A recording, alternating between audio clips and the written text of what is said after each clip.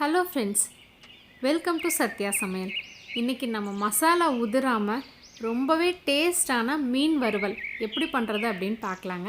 வாங்க இப்போ வீடியோவுக்கு போகலாம். நான் இன்றைக்கி ஷீலா மீன் எடுத்திருக்கேன், 3/4 கிலோ அளவுக்கு. இது ஒரு சில பக்கம் ஊலி மீன் அப்படின்னு சொல்லுவாங்க. கல்லுப்பு மஞ்சள் போட்டு நல்லா கழுவுனதுக்கப்புறமா 1 ஸ்பூன் அளவுக்கு எலுமிச்சை சாறு,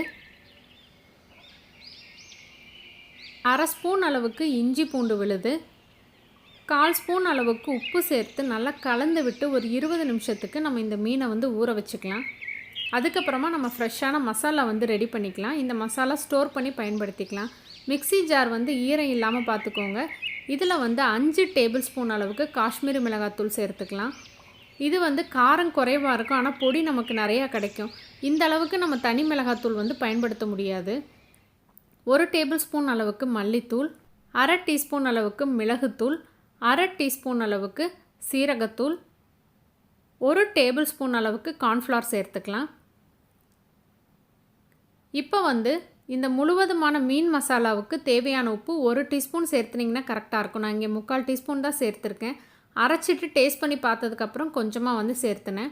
இப்போ நம்மளோட மீன் மசாலா பொடி ரெடி ஆயிடுச்சு. நீங்கள் 2-3 மாதத்துக்கு ஃப்ரிட்ஜில் ஸ்டோர் பண்ணி பயன்படுத்தலாம். நல்ல ஒரு ஏர்டைட் பாக்ஸில் போட்டு வச்சுக்கோங்க. சூப்பரான இந்த மசாலா அளவான காரத்தோடு தான் இருக்கும். காரம் அதிகம் தேவைப்பட்டது அப்படின்னா இதே மெஷர்மெண்ட்டில் ஒரு 1/2 ஸ்பூன் அளவுக்கு தனி மிளகாத்தூள் மட்டும் சேர்த்துக்கோங்க. அப்போ காரம் சரியாக இருக்கும். இப்போ நம்ம ஏற்கனவே அரைச்சி வச்சுருந்த மசாலா பொடியில் மீனை இந்த மாதிரி கோட் பண்ணி எடுத்துக்கோங்க. தண்ணி இல்லைன்னா எண்ணெய் எதுவுமே சேர்த்த வேண்டாம்.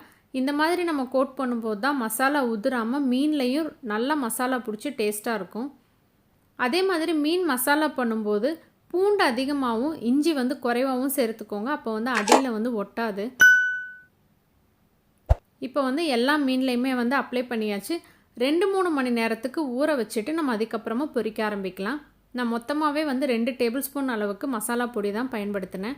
கொஞ்சமாக கருவேப்பிலை தூவி ஃப்ரிட்ஜில் ஒரு 3-4 மணி நேரத்துக்கு வச்சிட்டோம் அப்படின்னா மசாலா நல்லா ஊறிடும்.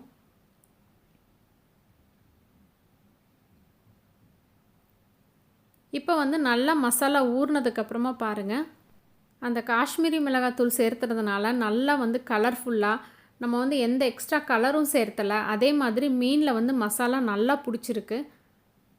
இப்போ எண்ணெய் நல்லா காஞ்சிருச்சு. மிதமான தீயில் 2 பக்கமும் நல்லா பொன்னிறமாக பொரிச்சு எடுத்துக்கலாம். நம்ம ஷாலோ ஃப்ரை பண்ணுறதுனாலும் பண்ணிக்கலாம். ஆனால் மசாலா எல்லா பக்கமும் நல்லா வேகிற மாதிரி பார்த்துக்கோங்க.